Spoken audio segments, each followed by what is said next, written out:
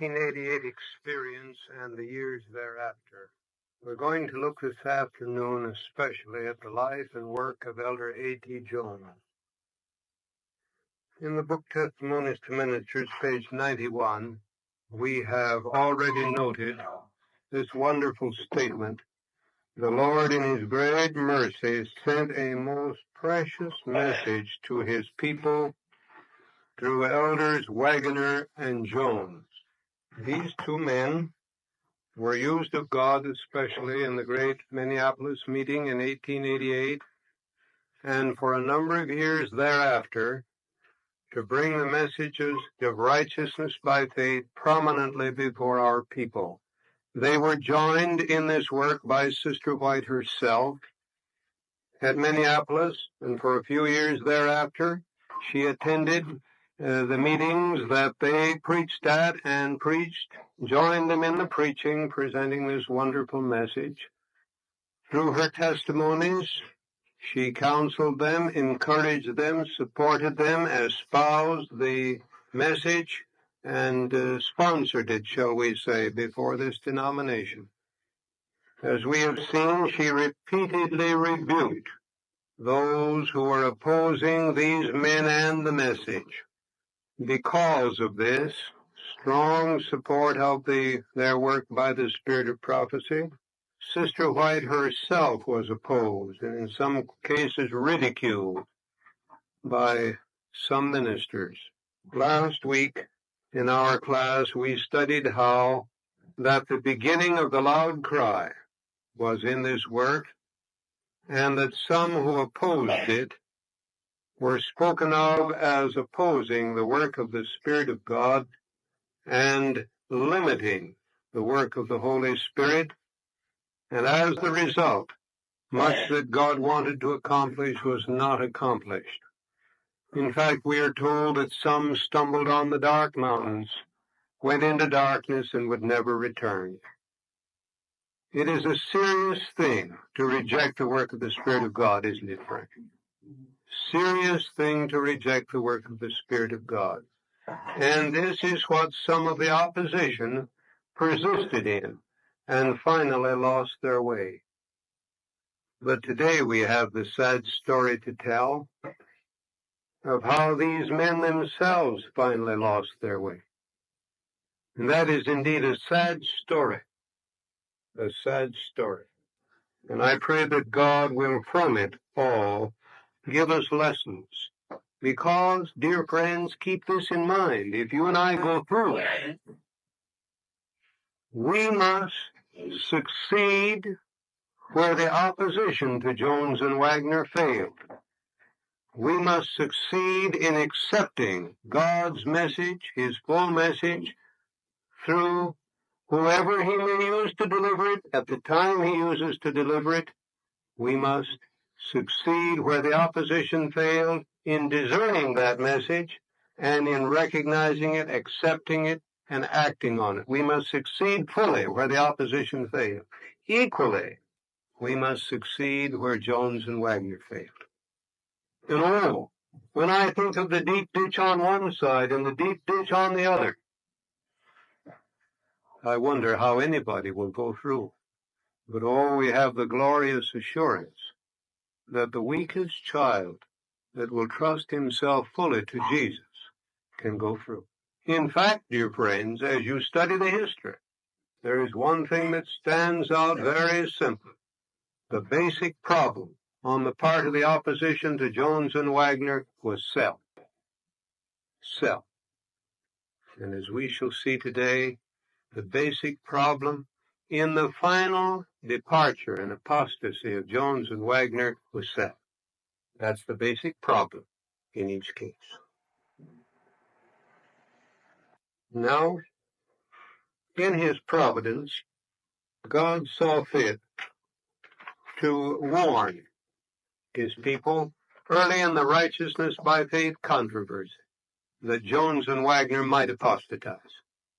As far back as 1892, Sister White, in writing to one who had greatly opposed Jones and Waggoner, said, and the reference is letter 24, 1892. Listen, it is quite possible that Elder Jones or Wagner may be overthrown by the temptations of the enemy. But if they should be, this would not prove that they had had no message from God, or that the work that they had done was all a mistake. But should this happen, how many would take this position and enter into a fatal delusion because they are not under the control of the Spirit of God? I know that this is the very position many would take if either of these men were to fall.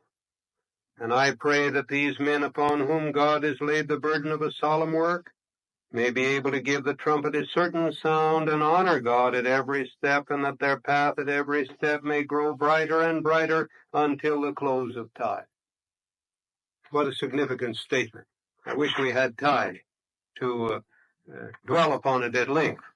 But you can see that as far back as 1892, just 4 years after the great conference of Minneapolis, Sister White, guided by inspiration, said, it could be, it may be, quite possible that Elder Jones or Wagner may be overthrown.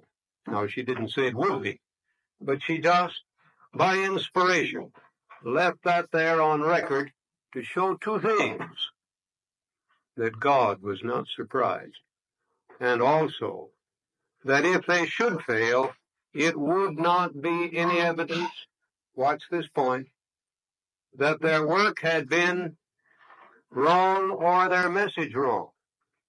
So we do well to dwell upon that and not to be deceived either way. Now, since we are tracing this afternoon the experiences of these two men, and much of it concerns Jones, but some of it Wagner too, I want to go back before 1888. The earliest thing that I know of record in the published works, you will find in the book Counsels to Writers and Editors, from on page 75, clear over to 82. This is quite a long testimony, and it was written from Switzerland. I have part of the original letter here, a copy of it, dated February 18, 1887, and it is addressed to Dear Brother Wagner and A.T. Jones. You will be interested in knowing that as you read this testimony in the book Counsels to Writers and Editors. This is a wonderful little book and has most precious material. Now, I wish we had time to read every word of this testimony, but if we should, we wouldn't get along with our other material. So I can only call your attention to something. Remember, this is written nearly 2 years before the conference in Minneapolis, because this is written almost at the beginning of 1887, and the conference in Minneapolis was nearly at the close of 1888. Sister White was in Europe at the time, and these brethren, Jones and Wagner, were on the Pacific coast. One was editor of the Signs of the Times, and the other was Bible teacher at Healdsburg College. Now already they were giving good messages on righteousness by faith, but already they were manifesting an attitude which was a defect from time to time appearing all through those years later, and finally manifested itself in apostasy from this movement. And looking back at it as we study it, we can see it all very clearly now and understand as I point out these things, friends. I do it with grief in my heart, but with thankfulness to God that He has seen fit to put in these published books material that we can study, because these dear men are dead and gone now. We can do nothing either to help them or to harm them, but we can learn some lessons. And one of the greatest lessons we can learn is this, that a defect, once seen, must be kept at and kept at by prayer and humbling of heart and seeking the Lord until it's conquered, and we must never feel, oh, now there's something we can forget and we don't have to worry about that any longer. I think of what we're told in the book Acts of the Apostles about the Apostle Peter. after his terrible fall. It says Jesus freely forgave Peter, but he never forgave himself. That doesn't mean he went around crestfallen all his life. But Peter, after that night in Gethsemane, he never got to the place where he felt that he was safe in the sense that he didn't have to watch closely. He learned his lesson. Oh, that Jones and Wagner had learned it fully and eternally. Yeah. Now, I don't doubt. In fact, I have positive evidence that both these men were wrought upon by the Spirit of God many, many, many, many times all through these years. In the 80s and the 90s and on into the following century, as we shall see. But oh, that the work had gone deep and stayed deep. Now listen, as we note the testimony of the Spirit of God concerning a weakness in both these young men way back there in the 80s. I'm reading from Counsels to Writers and Editors, page 75. Letters came to me from some attending the Healdsburg College in regard to Brother Blank's teachings in regard to the two laws. I wrote immediately protesting against their doing contrary to the light which God had given us in regard to all differences of opinion. And I heard nothing in response to the letter. It may never have reached you. If you, my brethren, remember this is addressed to Wagner and Jones, if you, my brethren, have the experience that my husband and myself have had in regard to these known differences being published in articles in our papers, you would never have pursued the course you have, either in your ideas advanced before our students at the college, neither would it have appeared in the Science. Now, do you see what was happening? Certain things were being advocated in the Bible classes at Healdsburg, and were being echoed in the columns of the Signs of the Times, which were contrary to what was being taught in church headquarters at Battle Creek, both in the college and in the Review. And Sister White is writing from Europe to these young ministers, appealing to them not to do that, especially at this time should everything like differences be repressed. You know, I want to appeal to every heart here, friends. I trust that no one, I mean no one, shall anoint himself with that kind of oil which makes water roll off a duck's back. I know that there are things that can be said to make of none effect all that I'm reading here.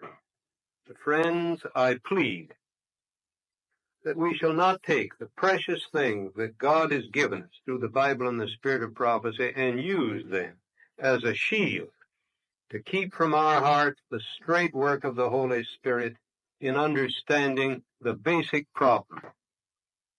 The basic problem, friends, is whether self will be put away and we will learn the lesson of unity. Unity with God and unity with His people. And if I didn't think what we're studying is present truth for 1962, I wouldn't be spending so much time on it. Especially at this time, should everything like differences be repressed. These young men are more self-confident and less cautious than they should be. Remember, these are the very men that we read here this statement from about the Lord in His great mercy sent a most precious message to His people through Elder Wagner and Jones. Was the Lord using them? Yes. Did He use them year after year? Yes. But did they need correction? Did they need to learn to tone down? And did they need to learn to avoid some things that would cause division and controversy and conflict? That's the thing I want you to see in testimony after testimony here. These young men are more self-confident and less cautious than they should be. Even if you are fully convinced that your ideas of doctrine are sound, you do not show wisdom that difference should be made apparent. I have no hesitancy in saying you have made a mistake here. You have departed from the positive directions God has given upon this matter, and only harm will be the result. This is not in God's order. Now watch the next part. And oh, that this might sink down deep into our hearts tonight. You have now set the example for others to do as you've done, to feel at liberty to put in their various ideas and theories and bring them before the public because you've done this. This will bring in a state of things that you have not dreamed of. Are there people today that think they have the right and the liberty to speak anything they want to, and mimeograph anything they want to, and even print and publish anything they want to, no matter how much division and controversy it causes? And do they try to quote the testimonies in support of that? Oh, my friends, here is a testimony they do not quote. But here it is. And remember, it was addressed to men, and there are no men like them in the world today that had the approval and support of a living prophet, guided by inspiration from the sky. And yet those men, with a message from heaven and counseled by a prophet from heaven, were still told, brethren, there's some things that you are talking and printing and publishing that are causing division, and you shouldn't do it. And then she says on the next page, 76, it is no small matter for you to come out in the signs as you have done, the signs of the times. And God has plainly revealed that such things should not be done. We must keep before the world a united front. Satan will triumph to see differences among Seventh-day Adventists. I want to ask you, have there been things printed and circulated recently that have been taken up in the outside religious press and brought reproach upon the Seventh-day Adventist work? Yeah, that's true. It's a sad truth. All because this counsel has not been followed.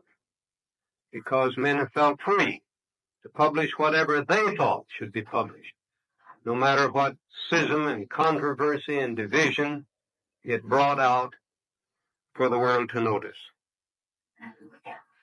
Then on this same page, she calls attention to the fact that the great Protestant Reformation in the days of Luther and Zwingli and those other reformers was greatly retarded by making prominent differences on some points of faith, and each party holding tenaciously to those things where they differ. We shall see eye to eye ere long. Isn't that a wonderful promise? But to become firm and consider it your duty to present your views in decided opposition to the faith or truth as it has been taught by us as a people is a mistake and will result in harm, and only harm as in the days of Martin Luther. Begin to draw apart, feel at liberty to express your ideas without reference to the views of your brethren, and a state of things will be introduced that you do not dream of. Then she speaks how that James White, and remember, he had been the leader of this people, as far as the president of the General Conference, time and again. But he had some ideas on some points differing from the views taken by his brethren. Sister White says, I was shown that however true his views were, God did not call for him to put them in front before his brethren and create differences of ideas. What a statement. If even James White, the acknowledged leader of the denomination, had to just keep some things on the side that he personally believed that would make division between him and his brethren, how ought people today to be careful about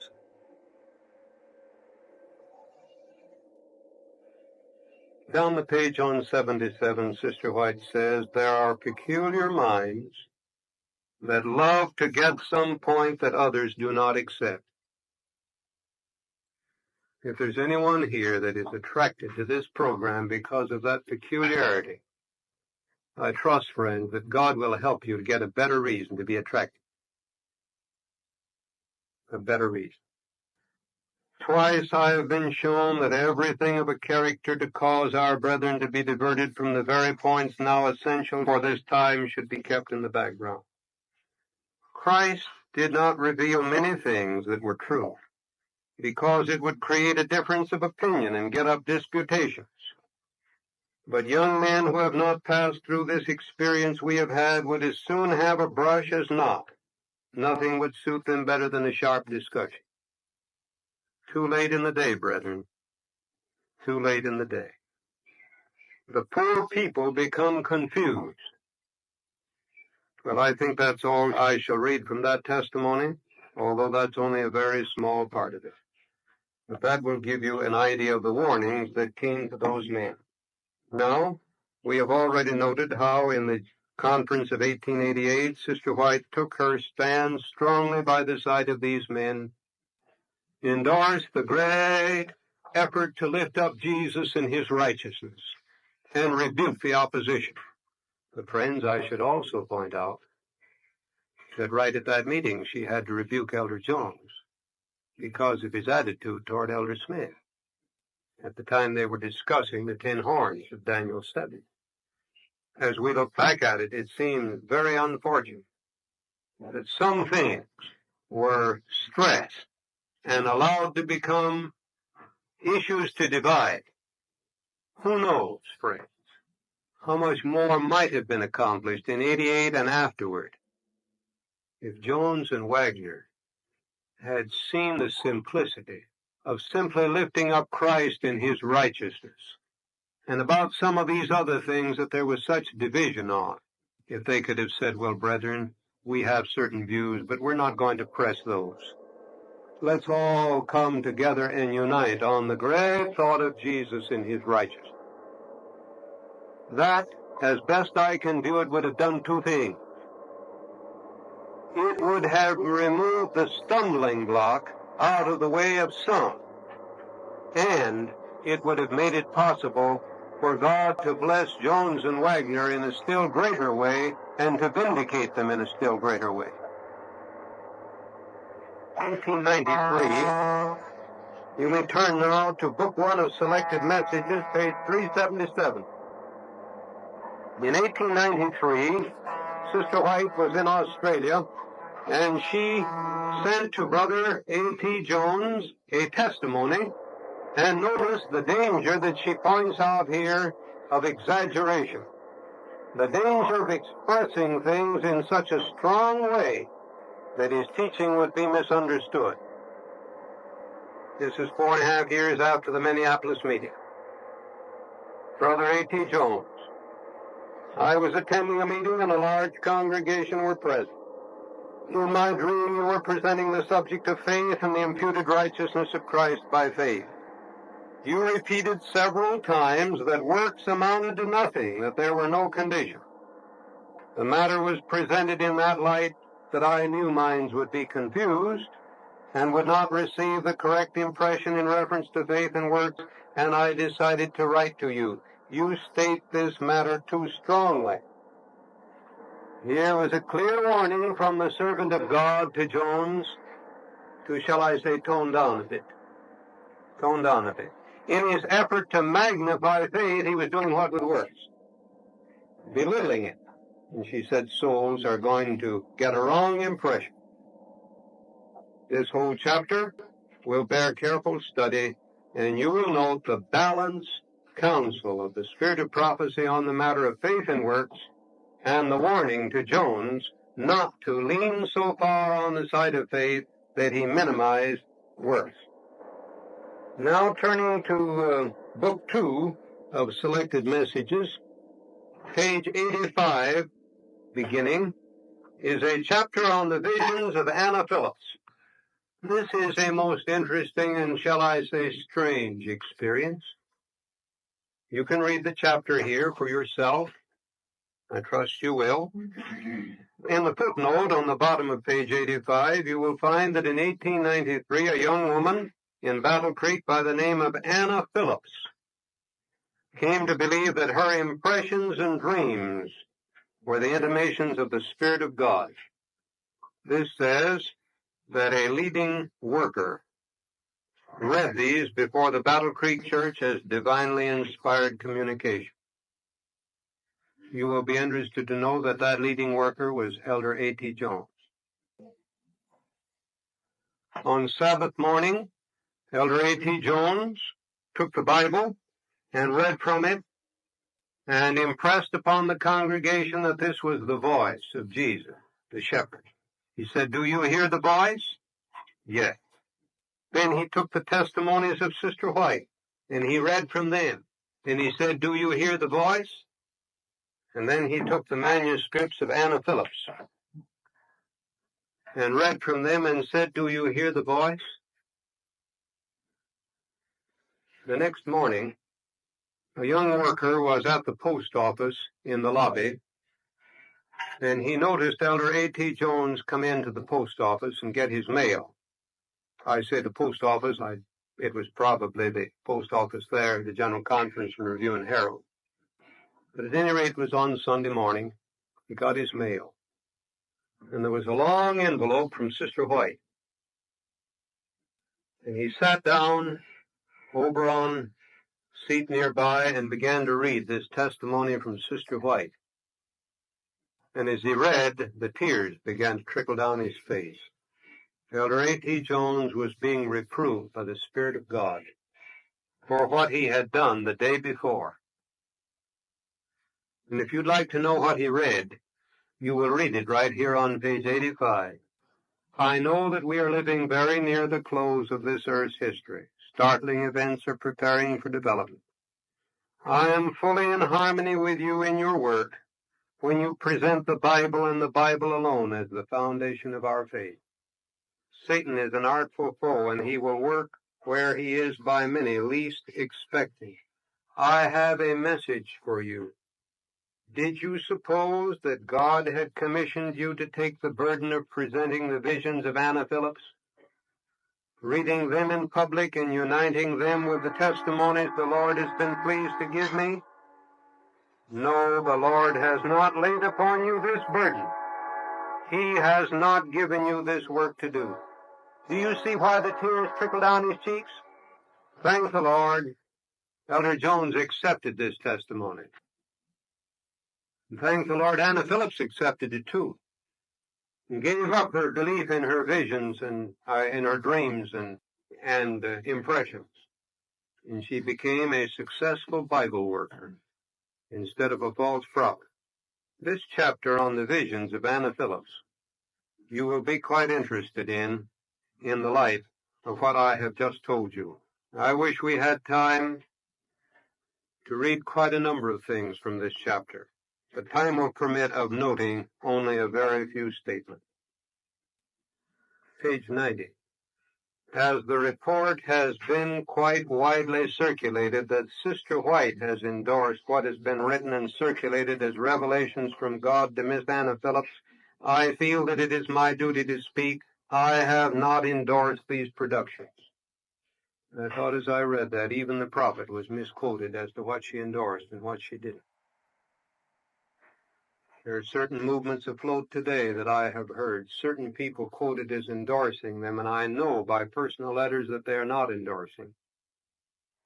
We need to be careful what we hear and what we believe of what we do hear, brethren.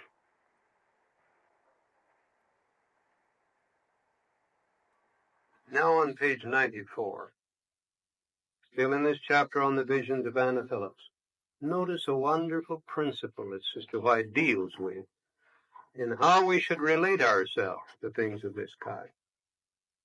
Near the bottom of the page. You seem to think I should be able to point out just where the particularly objectionable sentiments lie.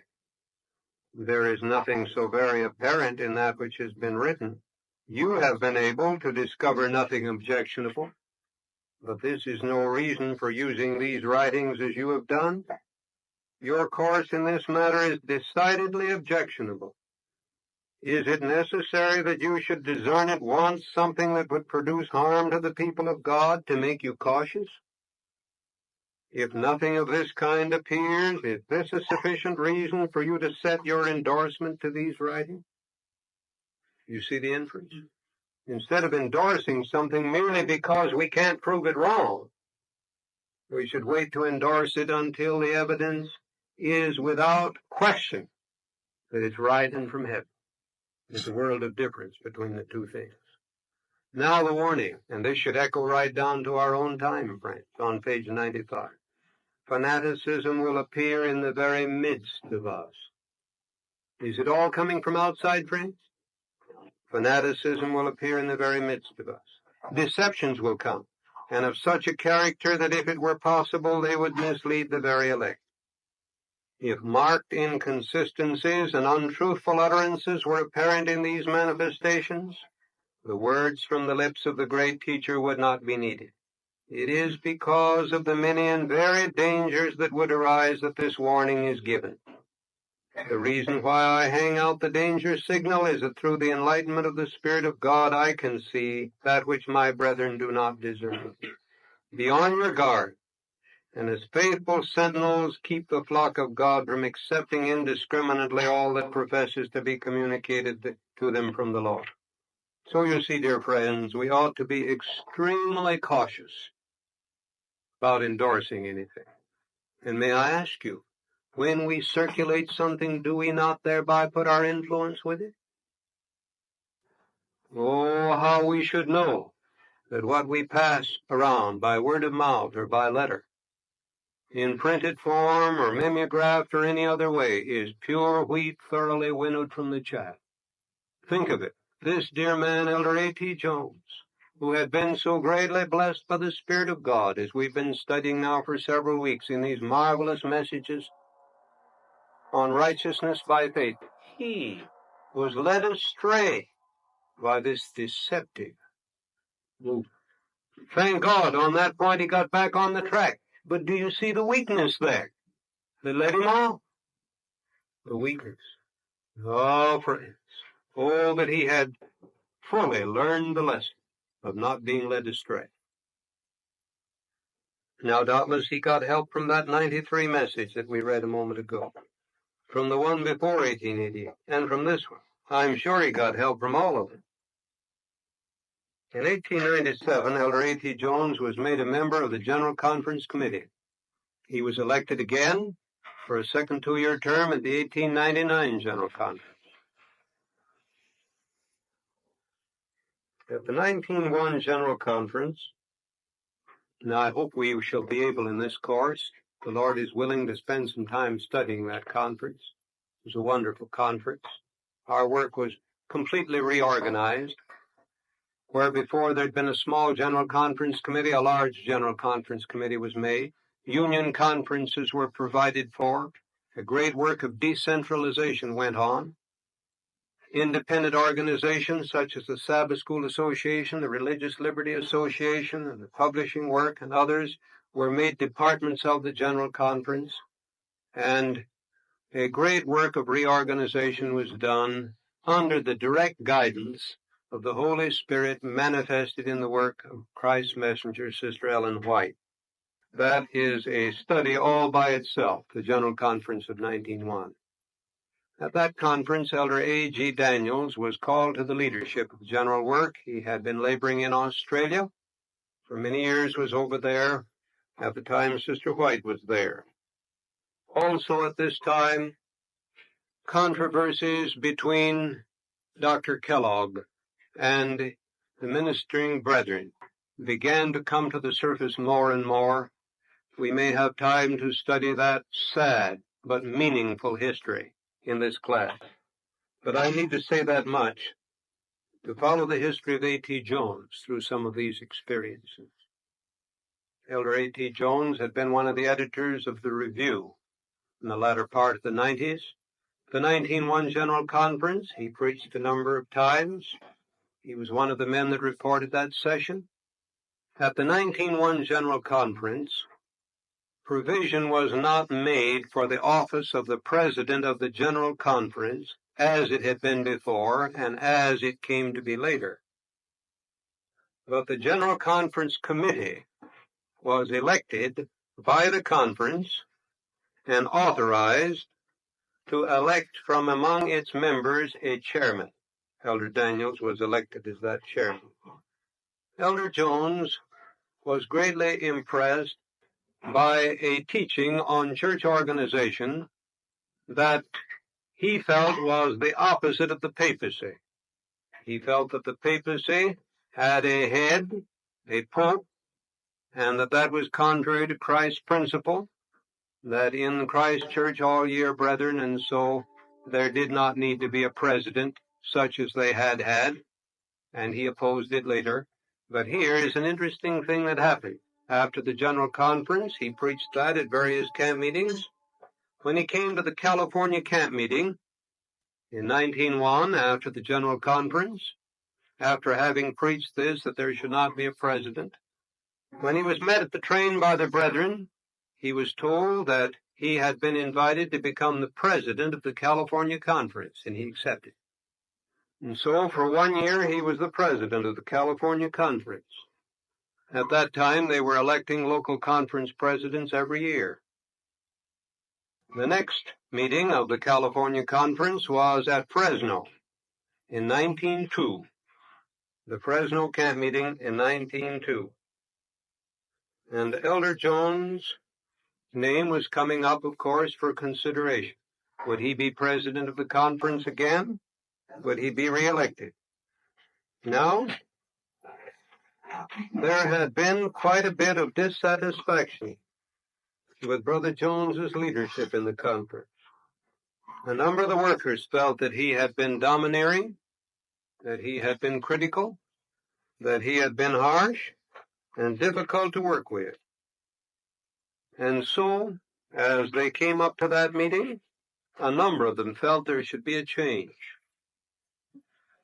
They had 2 or 3 different men in mind. Good men, loving men, apparently. But when they came up to that meeting, Sister White bore her testimony and said that it was the will of God that Elder Jones should serve that conference again as the president of the conference. Quoting from a letter that Sister White wrote in 1906 to Elder Jones, I read, this is letter 242 of 1906. Now listen. And oh, see the pleading work of the Spirit of God. This is written in 1906, and she's looking back to 1901 and thereon. When in 1901 you came to the Pacific Coast, I hoped that the weight of responsibilities as president of the California Conference would lead you to distrust your ability and to take counsel with your brethren regarding the work to be done. You see, one of the reasons God gives people a job isn't because they're fitted, but hoping that they'll get fitted. And that should come as a lesson to all of us, however little or large our responsibility is, shouldn't it, friends? When in 1901 you came to the Pacific Coast, I hoped that the weight of responsibilities as president of the California Conference would lead you to distrust your ability and to take counsel with your brethren regarding the work to be done. But there was a growth of self-confidence, a rashness of spirit, and an abruptness of speech, which increased the existing lack of confidence in your judgment. You manifested a domineering spirit that drove away the Spirit of God. At the meeting in Fresno in 1902, a scene was presented before me in the night season. I was in a meeting where many spoke words of dissatisfaction with the record you had made as president of the California Conference. I saw that there must be in your ministry a change, and received instruction for you and for the laborers in the conference. This I presented at an early morning meeting. Here is a part of what I said at that meeting. Now she's putting down what she said at the 1902 Fresno meeting. Listen. In a way, it sounds strange after what she's just said about his harsh, domineering, dictatorial attitude. And remember, these aren't the words of some critic of A.T. Jones. These are the inspired words of a testimony. It is the pleasure of God that Brother A.T. Jones should serve this conference another year as president. It is his pleasure that A.T. Jones should put away all appearance of a magisterial, domineering, authoritative manner. What a statement. Sister White pointed out that some of these men that others had in mind to be president, while they were amiable and kind and gentle and all that kind of thing, they didn't have the push to carry on the work. that was needed. You know, sometimes it's easier to plane off a board that's big enough than it is to stretch one that's too little. We need to avoid the deception of thinking that because a person never makes any problems, that he's thereby qualified for strong responsibilities. Sometimes people who never make any problems never make anything else. And so God, in His mercy, appointed A.T. Jones by inspiration to be president again in California from 1902 to 3. And in the same breath, the Lord's messenger said, "It is His pleasure that A.T. Jones should put away all appearance of a magisterial, domineering, authoritative manner." And then she gave a picture of what had been shown her in a dream. In the past, the work of Brother Jones has been represented to me in figures. He was holding out to the people a vessel filled with most beautiful fruit, but while offering the fruit to them, his attitude and manner were such that no one wanted any. Thus it has been too often with the spiritual truths that he offers to the people. In his presentation of these truths, a spirit sometimes crops out that is not heaven-born. Words are sometimes spoken, reproofs given without due consideration, with a drive, a vim that causes the people to turn away from the beautiful truths that he has for them. Oh, brethren, shouldn't that be a warning to all of us?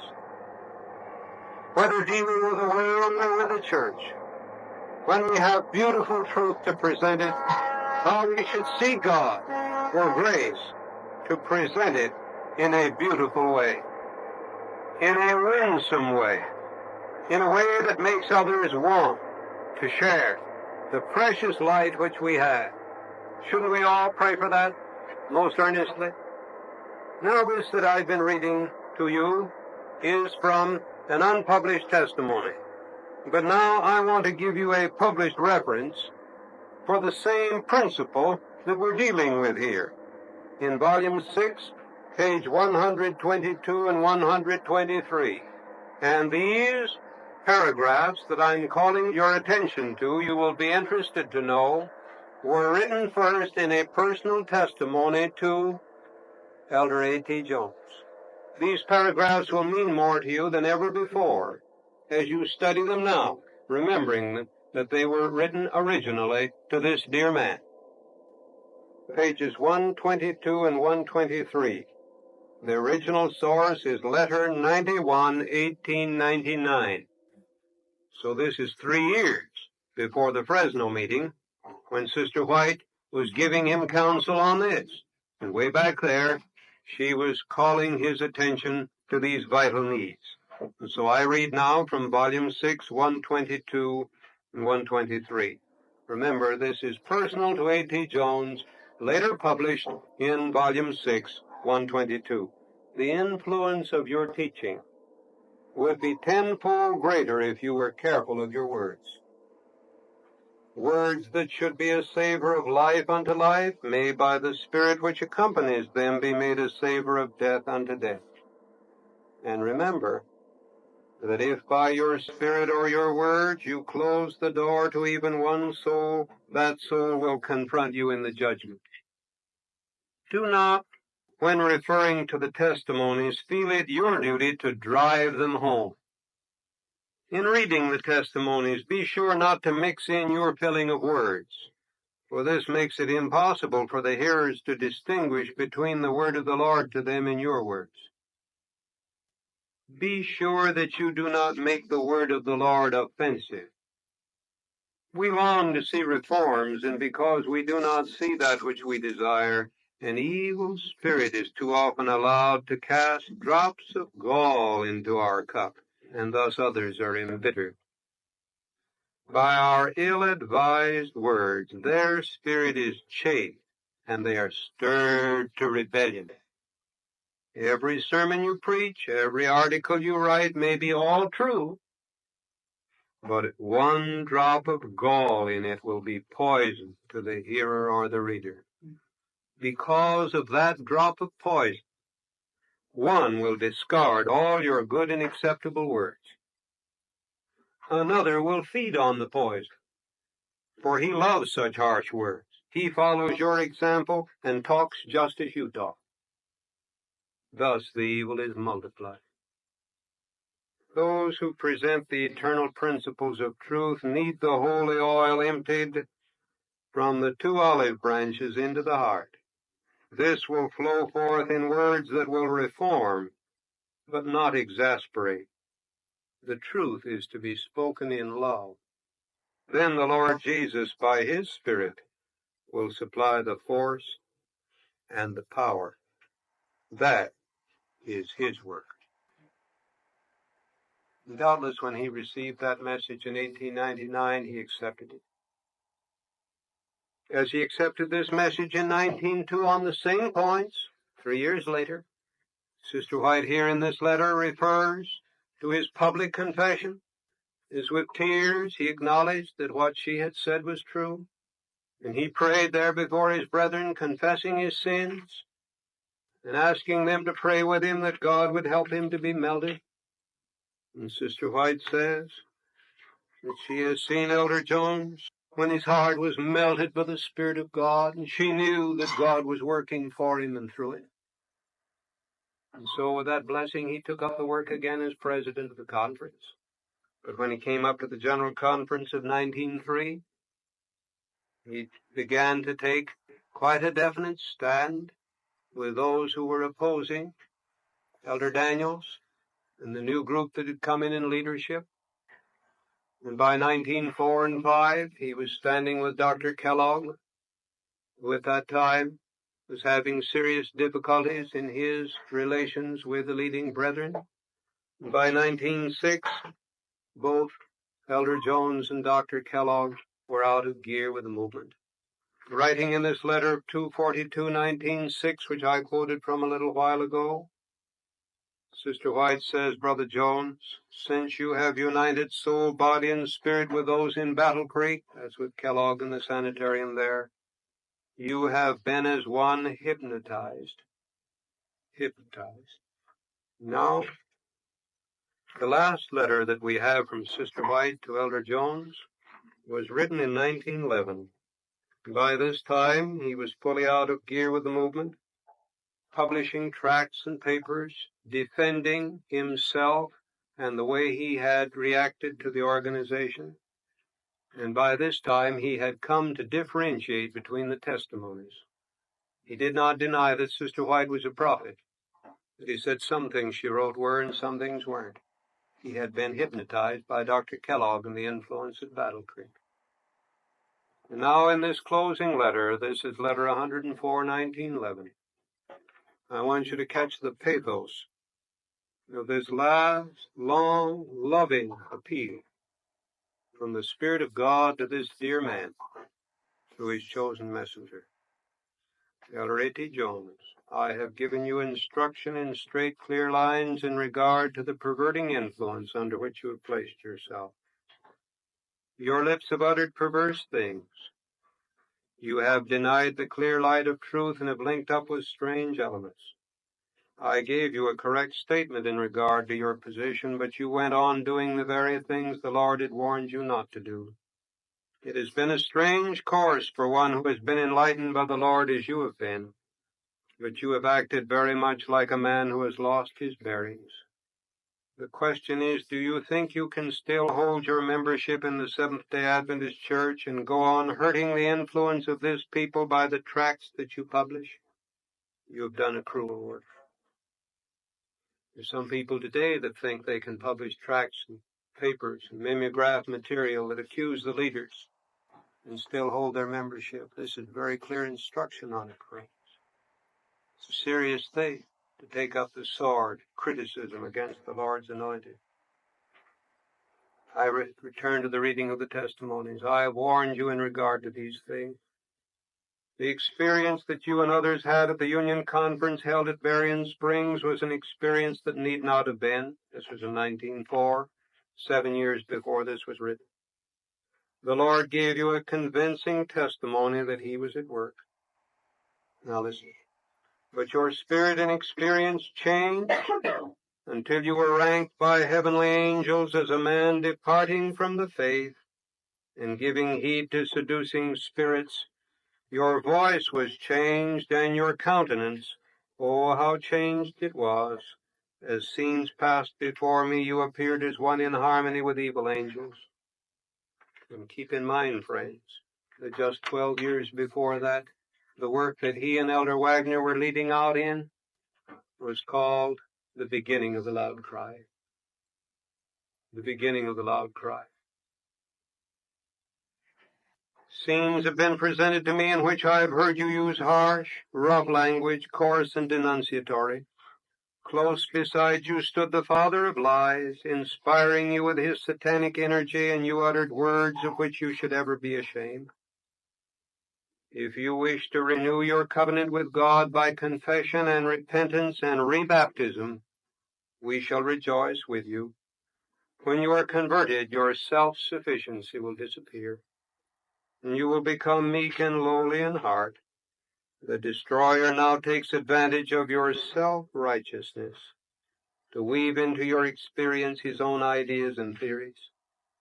And so this man, who perhaps had on his lips more than any other one among us through the years the words, the righteousness of God, the righteousness of Christ, righteousness by faith, is in this closing testimony identified with what kind of righteousness? Self-righteousness. When you are really desirous of uniting with those from whom you have withdrawn yourself, the testimony will be born. Oh, listen to these closing words, friends. And with this I close my study. When you are really desirous of uniting with those from whom you have withdrawn yourself, the testimony will be born that you looked up after you had stepped off the platform on which you had previously stood, and that hands were put beneath your arms, and you and Elder Wagner were lifted once more onto the platform, standing there with shining countenances and uplifted hands. Has this time come? I have written this to you on the Sabbath day, and the Lord has helped me. If there is a work of reformation going on in your heart, if you are convinced of your error, we shall say the way is open. Come. Signed, Ellen G. White.